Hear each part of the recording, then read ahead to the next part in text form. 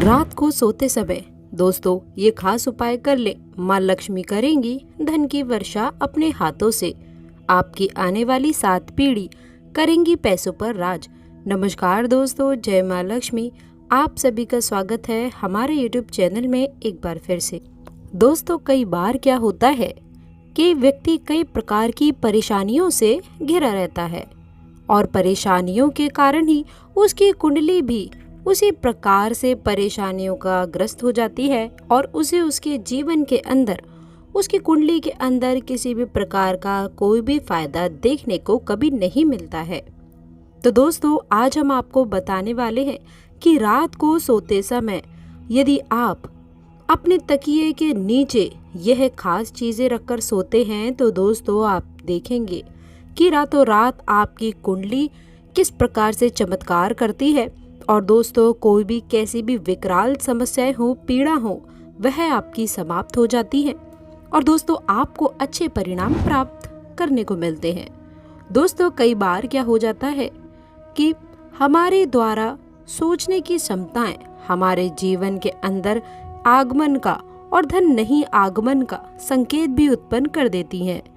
तो दोस्तों, यदि आप रात्रि को अच्छी नींद लेते हैं और सकारात्मक सोचते हैं तो दोस्तों निश्चित ही तौर पर आपको भी सकारात्मकता प्राप्त होती है और आपको दोस्तों आपकी कुंडली के अंदर काफ़ी अच्छी चीज़ें भी देखने को मिल जाती हैं।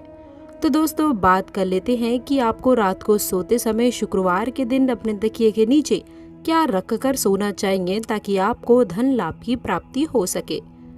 दोस्तों, यदि आपको मानसिक समस्याओं का सामना करना पड़ रहा है, जैसे कि आपको नींद अच्छी नहीं आना या फिर आपको लगातार सोचने की बीमारी हो या फिर आपको तनाव रहता हो, तो दोस्तों 7 तुलसी के पत्ते तोड़कर रात्रि को सोते समय आपको अपने तकिए के नीचे रखकर सो जाना चाहिए। अगली सुबह उन तुलसी के पत्ते को किसी नदी, तालाब या फिर पीपल के नीचे विसर्जित कर दें। लगातार आप 7 शुक्रवार तक ऐसा कर लेंगे तो आपको काफ़ी अच्छी आमदनी की प्राप्ति होगी और इसके साथ ही साथ आपका मानसिक तनाव भी बिल्कुल समाप्त हो जाता है और आपको कभी भी किसी भी प्रकार की कोई भी क्षतिपूर्ति नहीं होती है। इसी तरह दोस्तों अगली चीज़ की यदि बात की जाए तो दोस्तों आप लोगों को क्या करना है कि एक इलायची ऐसी चीज़ होती है जिसके अंदर कोई विशेष प्रकार का धन को आकर्षण करने की शक्ति पाई जाती है। और दोस्तों यदि आप रात्रि को सोते समय अपने तकिए के नीचे यदि आपको क्या करना चाहिए कि आपको धन की यदि कमी हो, इसका सामना करना पड़ता हो, धन आपकी कुंडली के अंदर लाख प्रयत्न करने के बाद में भी आपको प्राप्त नहीं होता है, तो आपको क्या करना है कि इलायची के 7 दाने ले लेने हैं। इसे अपने परिवार के सारे सदस्य के माथे से 7 बार उतार ले और उतारने के पश्चात आप लोगों को इन इलायची के दानों को दोस्तों आपको मात्र अपने तकिए के नीचे रखकर सो जाना चाहिए। दोस्तों अगले दिन सुबह उठिए और उठने के बाद में आप अपने घर के मुख्य द्वार पर गोबर के कंडों की सहायता से इलायची के दानों को आप लोगों को जला देना चाहिए। रात को दोस्तों जब आप सोते हैं और सोते समय यदि आपके आसपास जो भी नकारात्मकता हो या फिर जो भी नकारात्मकता उत्पन्न होती है, इसके माध्यम से दोस्तों वह सभी समाप्त हो जाती हैं और आपको इसका काफ़ी अच्छे से अच्छा परिणाम भी देखने को मिलता है। आपकी सारी तमाम बाधाएं, मुश्किलें दूर हो जाती हैं और देखते ही देखते आपको आपकी कुंडली के अंदर बड़े चमत्कार देखने को मिल जाते हैं। इसी तरह से दोस्तों यदि आपको धैर्य बह रहता हो और आपको ऐसे स्वप्न आते हैं जिसके अंदर आपको लगातार दुर्घटना का भय रहता हो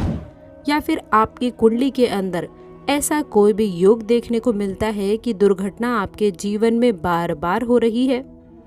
और यदि इसके साथ में ऐसा हो रहा है कि आपको मृत्यु का भय भी सताता हो,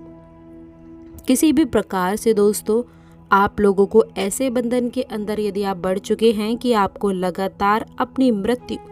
या फिर लगातार जान जाने का खतरा है, तो दोस्तों आपको रोज़ाना एक काम करना चाहिए कि रात को सोते समय आपको अपने सिरहाने आपको श्रीमद् भागवत गीता रख कर सोना चाहिए। लेकिन दोस्तों इसको ज़रा समझिए कि साथ में रखकर सोने का ये खास नहीं है कि सिर्फ तकिए के नीचे नहीं, आपको बल्कि इसके अपने सिरहाने रखना है। और जब मद भागवत गीता आपके पास पड़ी हो तो ना ही किसी प्रकार का गलत कार्य करना चाहिए और ना ही कभी गलत कार्य का आपको अपने दिमाग के अंदर कुछ भी लाना चाहिए। दोस्तों, आपकी कितनी भी बड़ी बाधाएं क्यों ना हो, वे जल्द से जल्द दूर हो जाती हैं और देखते ही देखते भगवान का आशीर्वाद आपके जीवन के अंदर और आपकी कुंडली के अंदर देखने को मिलता है। दोस्तों, यदि पति पत्नी के मध्य संबंध उचित नहीं है या फिर लाख प्रयत्न करने के बाद में भी आप लोगों को किसी न किसी बात से लड़ाई झगड़ा आपका बना रहता है और लड़ाई झगड़ा दूर होने का नाम ही नहीं लेता है, तब दोस्तों आपको एक विशेष उपाय करना चाहिए। आप क्या करें कि एक पोटली ले लीजिए, पीले रंग का कपड़ा मिल जाए तो ये बेहद ही अच्छी बात है, अन्यथा लाल रंग का कपड़ा ले लें। उसके अंदर दोस्तों साबुत हल्दी की गांठ डाल दीजिए और फिर आपको एक मुट्ठी उसमें चावल डाल देना है और उसके बाद में 11 रुपए उस पुटली के अंदर आपको बांध देना चाहिए। और दोस्तों इसके बाद में चाहे पति हो या फिर पत्नी हो, ये उपाय दोनों के लिए कारगर है। आपको क्या करना है कि आपको अपने माथे से या फिर ये संयुक्त रूप से जोड़े के ऊपर 7 बार इस पोटली को आपको उचारना है और उचारते समय ओम नमो भगवते वासुदेवाय नमः, ओम नमो भगवते वासुदेवाय नमः, इस मंत्र का 11 बार जाप करना है। उसके बाद आपके वैवाहिक जीवन में और पति पत्नी के मध्य अच्छे समाधान के मौके मिलेंगे और उसके बाद में दोस्तों आप लोगों को सुकून की प्राप्ति होगी व धन वैभव और लक्ष्मी की भी किसी भी प्रकार की जो भी समस्याएं हैं वे सब आपकी दूर हो जाएंगी। दोस्तों, इसके पश्चात उस पोटली को आपको पति या फिर पत्नी दोनों में से किसी भी एक के सिरहाने आपको रखकर सो जाना चाहिए। दोस्तों, इसके बाद में आप अच्छी नींद ले लें। सुबह दोस्तों जब भी आप उठें तो आप लोगों को स्नान आदि करने के बाद उस पोटली को दोस्तों आपको अपने आसपास कोई भी साधु हो, भिखारी हो या फिर कोई भी गरीब व्यक्ति जो इस पोटली को सहज स्वीकार कर ले, आप बस मात्र 11 रुपए के साथ में इस पोटली को दे दीजिए। अब दोस्तों आपका वैवाहिक जीवन इस प्रकार से जो आपके जीवन के अंदर तनाव था वह भी दूर हो जाता है और आपको कभी भी किसी भी प्रकार का दोष नहीं लगता है। दोस्तों, इसके साथ ही आपको बताएं कि यदि आपका व्यापार अच्छा नहीं चल पा रहा है, किसी भी प्रकार की दिक्कतें हैं, समस्याएं हैं या किसी प्रकार की बीमारी का आप सामना कर रहे हैं, वह आपकी बीमारी समाप्त नहीं हो पा रही है, तब आपको क्या करना है